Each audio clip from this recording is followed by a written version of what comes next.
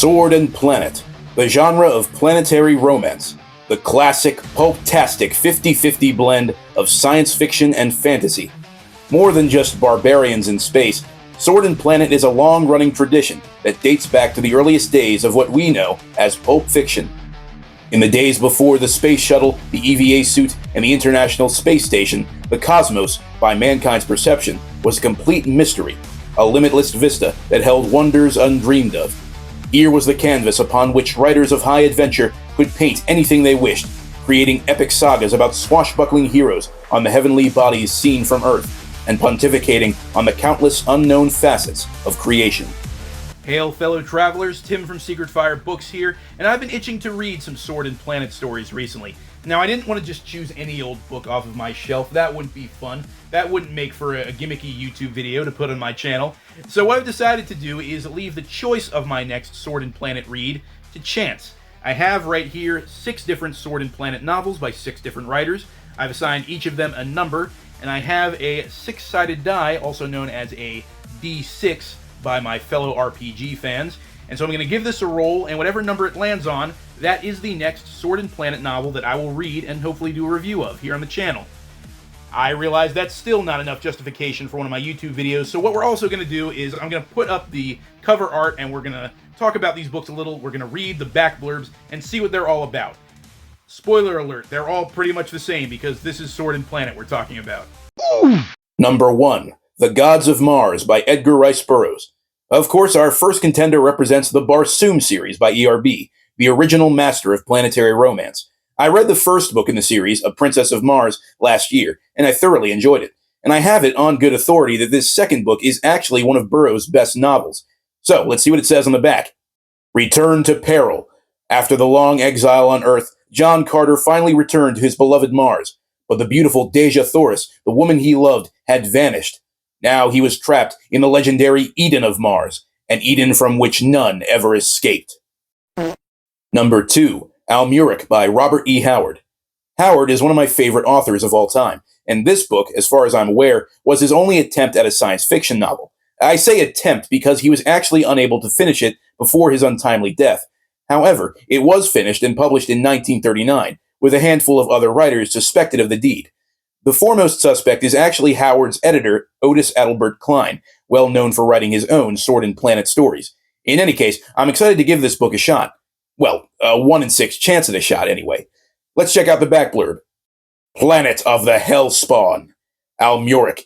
Beyond the veil of space and time, a dark world where men and winged ones meet in terrifying combat. Iron Hand. Exiled forever from the earth he despises, reborn in a cruel joy of blood and battle. Yaga, alien city of the Yagas, where to be human is to be a slave, and to be free is to face the ultimate horror. Number 3. Warrior of Llarn by Gardner F. Fox.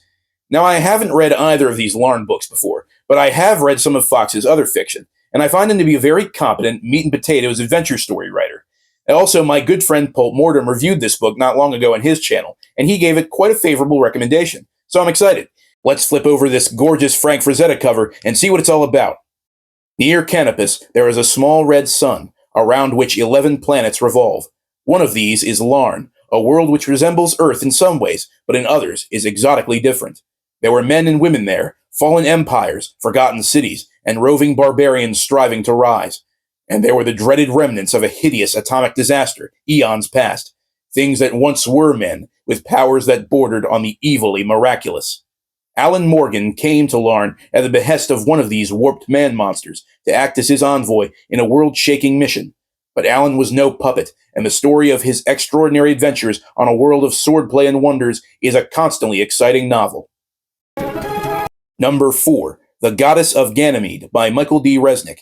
I know virtually nothing about these Ganymede books or their author, but I chose to put this one on the list for just 2 reasons. 1, it's a Sword and Planet novel, and 2, I like the title. The Goddess of Ganymede just has a nice ring to it, and some good alliteration. Let's flip over the less gorgeous, but still pretty gorgeous, Jeff Jones cover and see what this one is all about. A primitive moon of winged men, a horde of ferocious creatures, an evil, deathless race of beings. American soldier of fortune, Adam Thane, must try to defeat these monstrous foes with all the courage and swordsmanship he possesses. If he fails, the woman he loves, Delise, Goddess of Ganymede, will be forced into marriage with Folga, the planet's most brutal god. Don't miss this swashbuckling science fantasy if you are one of the millions of readers who thrill to the high adventures of Edgar Rice Burroughs. Number 5, Lord of the Spiders by Michael Moorcock. This book was originally published as Blades of Mars, back when Moorcock was writing under the pen name Edward P. Bradbury. Again, I've already read the first book in this series, this time the Cain of Old Mars series, but I find it to be a very blasé retelling of the Princess of Mars. It was definitely one of the many quick, formulaic novels Moorcock pumped out in his early career just for a paycheck. That said, Moorcock is still another of my very favorite writers, so I'm cautiously optimistic about this series. Apparently, it even ties in with the greater Eternal Champion multiverse in some ways. Right, now for the back blurb. Journey to Anywen.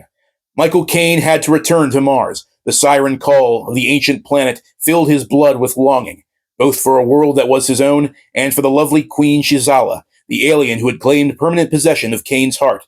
But the way back lay through the matter transmitter, and the journey threatened to be more perilous than even Caine imagined. For the matter transmitter could not be controlled. When it tore him from Earth, the other end of the journey might be any place or any when. And the Mars that he discovered this time was not the Mars of his Shizala. As perilous as his early adventures had been, this Mars was far more deadly and alien. And now number 6, Eric John Stark, Outlaw of Mars by Lee Brackett. This one is an interesting entry, as it's a collection of 2 novellas written by Miss Brackett in 1964.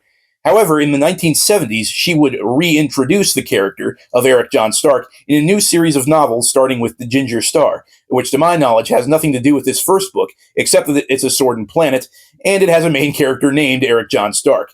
But whatever. Lee Brackett has been recommended to me many times by many viewers for a while, and I really do need to start dabbling in her work. Okay, let's read the blurb. The Martian Adventures of Eric John Stark. Mars was old, tired, and steeped in every evil of a dying world. There to the sinful cities of the low canals came Eric John Stark, adventurer, roisterer, and outlaw from Earth.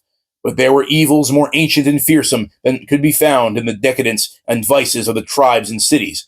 For to the north, amid the wastes of bitter snow, lay the gates of death, and among the wasted ruins of the desert, the tribes were losing something beyond their utmost dreams of loot and ravage. To such peril, inevitably, Stark was drawn. Who else could bear the talisman? What other war leader could the false messiah of the tribe summon? But Eric John Stark was more than he seemed. More, in fact, than he knew. All right, moment of truth. I've got the book stacked up here. I've got the D6. I've got my dice rolling tower right here.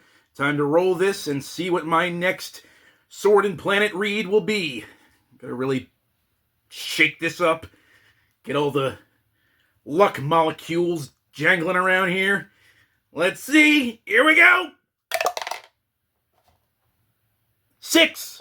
That means it's Eric John Stark, Outlaw of Mars by Lee Brackett. All right, you know what? I gotta say, I was excited to read every single one of these books, so I'm happy with this result.